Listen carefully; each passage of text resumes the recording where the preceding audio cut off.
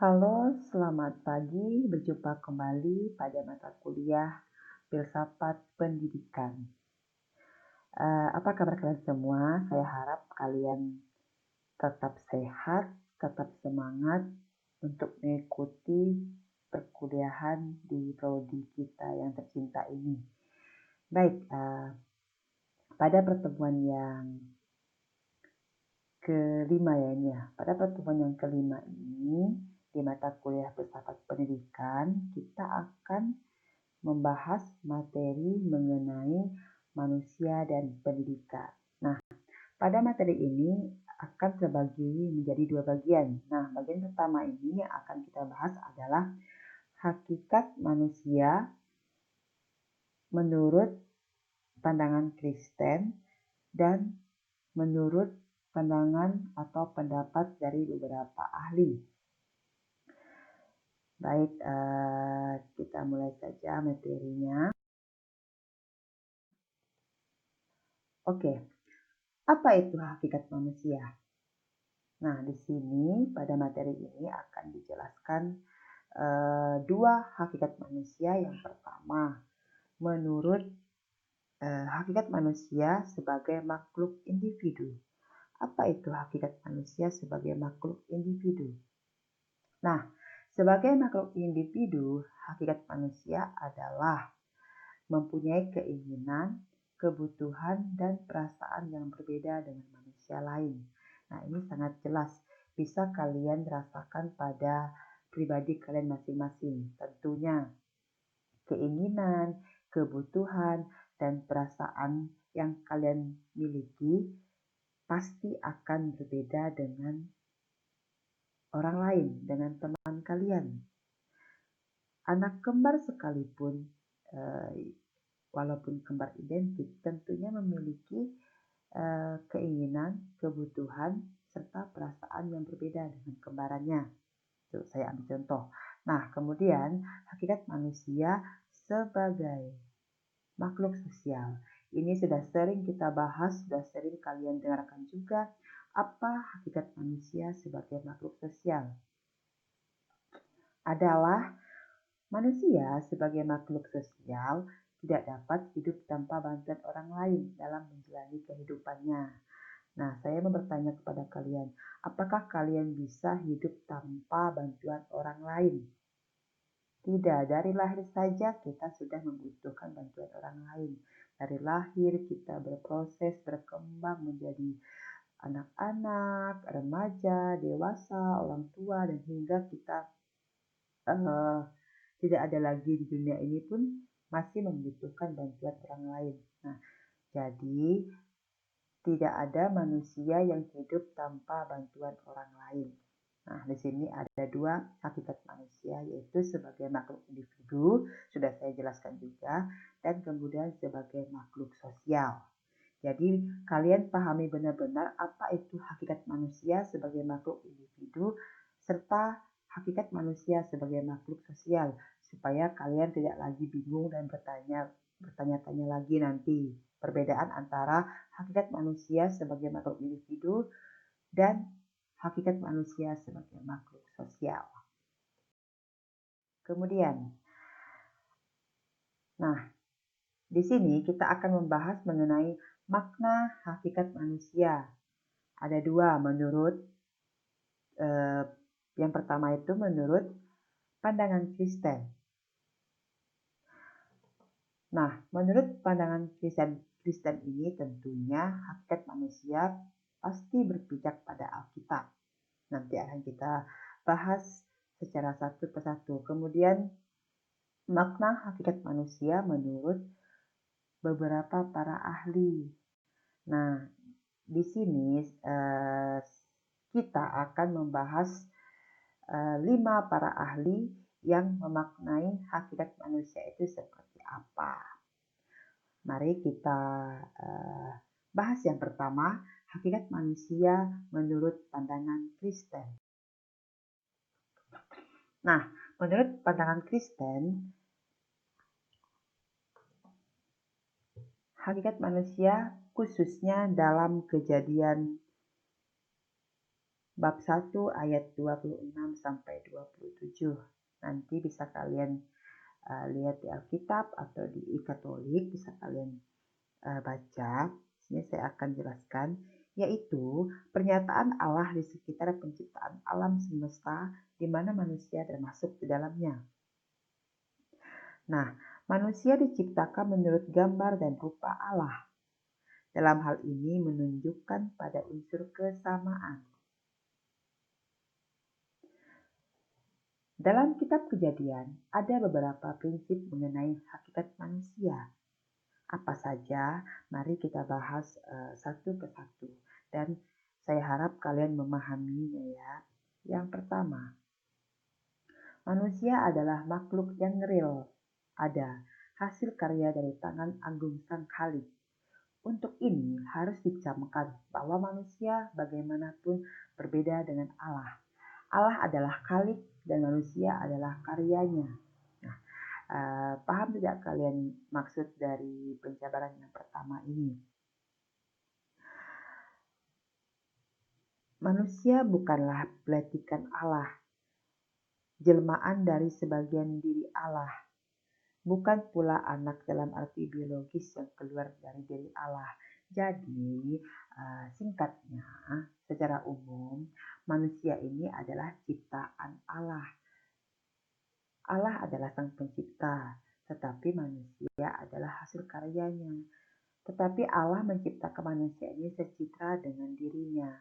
Tetapi biar bagaimana, walaupun secitra dengan Allah, manusia tetaplah ciptaan Allah. Jadi bisa kalian bedakan, Allah adalah Khalik dan manusia adalah hasil karyanya. Kemudian penjabaran yang kedua. Di sini dikatakan Allah menciptakan manusia tidak seperti menciptakan ciptaan yang lain. Dalam artian di sini, manusia adalah ciptaan Allah yang sangat mulia, yang paling unik. Kenapa dikatakan unik? Karena manusia diciptakan dari tangannya sendiri. Kemudian Allah menghembuskan nafas kehidupan ke lubang hidung manusia. Makanya ciptaan Allah yang paling mulia adalah manusia. Kenapa? Karena manusia diberi nafas kehidupan oleh Allah sendiri. Kemudian untuk penjabaran yang ketiga, di sini dikatakan manusia diciptakan melalui sebuah musyawarah dalam diri Allah. Bisa kalian lihat lagi pada Kejadian bab 1 ayat 26 sampai 27. Ini diartikan berarti konsekuensi dan risiko menciptakan manusia telah dipertimbangkan. Makanya di sini ya katakan manusia diciptakan melalui sebuah musyawarah dalam diri Allah. Jadi risiko baik buruknya itu sudah dipertimbangkan sebelumnya. Kemudian penjabaran yang keempat, manusia diciptakan menurut gambar dan rupa Allah. Nah, apa maksudnya? Jadi ini menunjukkan bahwa manusia adalah sebuah eksistensi sangat unik dan dahsyat. Dalam hal ini tersimpul hakikat manusia yang menunjukkan perbedaan yang hakiki dan prinsipal antara ciptaan Allah dengan yang lain. Hal ini menunjukkan adanya potensi hubungan intim yang terjalin antara manusia dengan Allah. Nah, ini adalah penjabaran hakikat manusia menurut pandangan Kristen, terkhususnya dalam ayat Alkitab yang sudah kita jabarkan. Nah, selanjutnya setelah kita membahas mengenai hakikat manusia dalam pandangan Kristen, kita akan membahas bahasan kita selanjutnya adalah mengenai hakikat manusia menurut para ahli. Di sini saya mengambil 5 pandangan para ahli yang akan kita bahas bersama-sama. Yang pertama itu menurut Socrates, menurut Spinoza, menurut Voltaire, menurut Notonegoro, serta menurut para ahli biologi. Nah, kelima pandangan ini akan kita bahas satu persatu. Baik, yang pertama adalah menurut Socrates. Menurut Socrates, hakikat manusia terletak pada budinya yang memungkinkan untuk menentukan kebenaran dan kebaikan. Nah, di sini dikatakan oleh Socrates adalah hakikat manusia itu terletak pada budinya yang memungkinkan untuk menentukan kebenaran dan kebaikan. Tentunya dengan adanya budi, manusia itu bisa membedakan, bisa menentukan mana itu kebenaran, mana itu keburukan, mana itu kebaikan, mana itu kejelekan. Jadi dengan adanya budi, manusia itu bisa membedakan mana yang baik, mana yang benar dalam kehidupannya sehari-hari. Nah, ini menurut Socrates. Kemudian, sedangkan menurut Plato dan Aristoteles, di sini tidak saya bahas. Menurut kedua para ahli itu menyatakan hakikat manusia terletak pada pikirnya. Ini tentu berbeda dengan Socrates. Pandangan Plato dan Aristoteles ini mengatakan bahwa hakikat manusia terletak pada pikirnya. Nanti akan kita bahas pada pandangan atau pendapat Spinoza dan Voltaire. Selanjutnya, menurut Spinoza. Nah, Spinoza ini adalah salah satu tokoh dunia barat. Tokoh dunia barat yang melanjutkan pendapat Plato dan Aristoteles.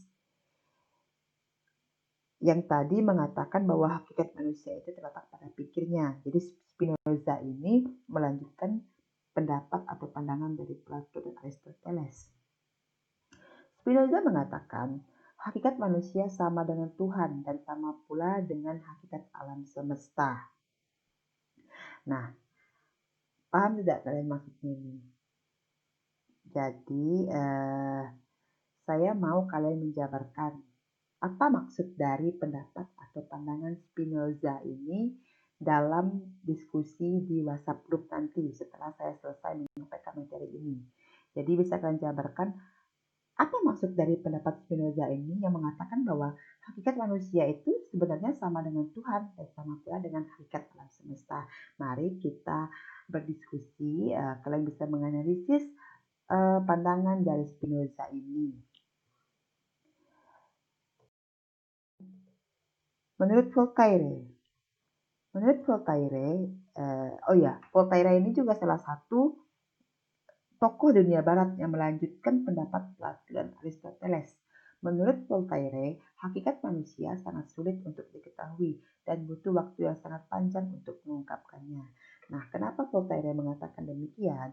Karena banyak sekali pendapat-pendapat mengenai hakikat manusia yang belum menemukan titik pangkalnya. Jadi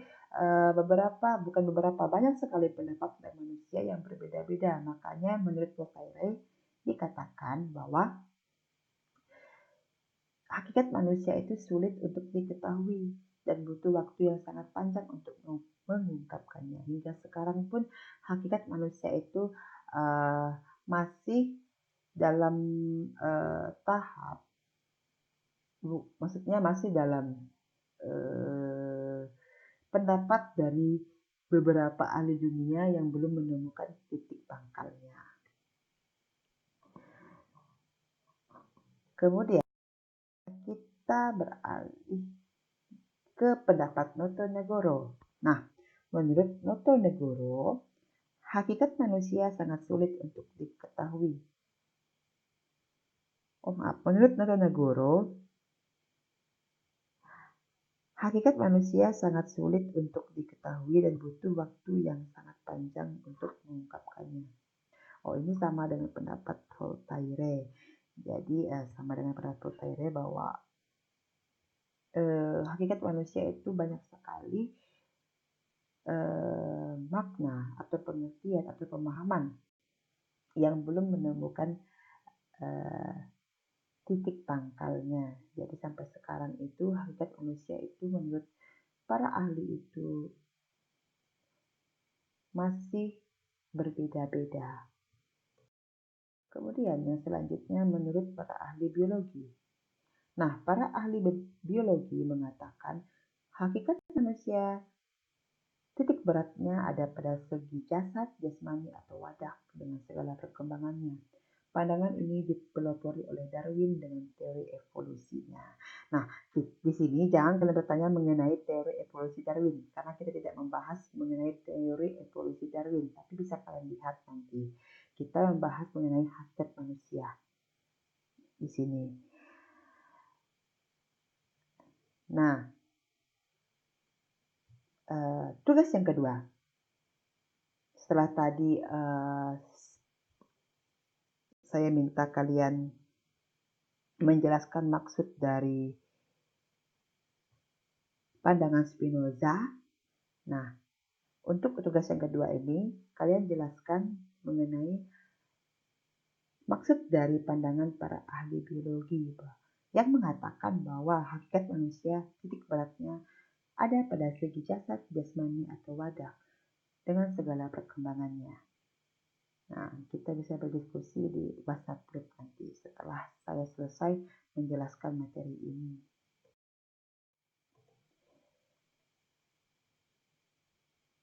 Nah, persoalan manusia merupakan tema sentral dan titik tolak dalam memaknai pendidikan. Karena apa? Karena pendidikan pada dasarnya ingin mengantarkan manusia menuju kemanusiaan sejati. Kenapa di sini dikatakan persoalan manusia merupakan tema sentral dalam memaknai pendidikan? Tentunya, tanpa adanya manusia, pendidikan tidak akan berarti. Makanya di sini dikatakan titik tolak. Pendidikan juga pada dasarnya ingin mengantarkan manusia menuju kemanusiaan sejati. Nah, tujuan pendidikan ini sangat-sangat mulia dan tinggi, yaitu ingin mengantarkan manusia pada kemanusiaan sejati. Pada manusia yang benar-benar bijaksana dalam mengambil setiap keputusan, dalam menentukan jalan hidupnya. Intinya itu pendidikan ini menginginkan manusia itu bijak dalam bertindak, berpikir, serta memahami segala persoalan yang ada di dunia ini.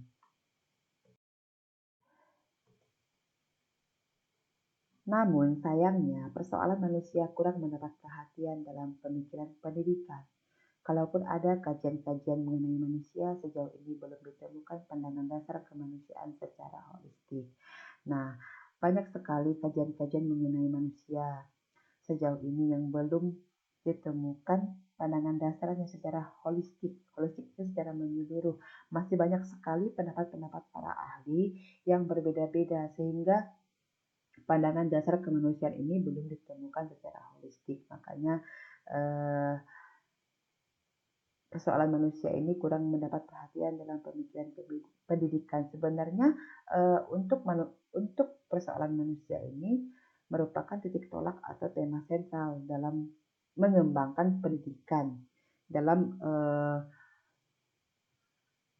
melaksanakan atau mewujudkan tujuan dari pendidikan ini, yaitu supaya manusia mendapatkan kebijaksanaan tertinggi dalam hidupnya.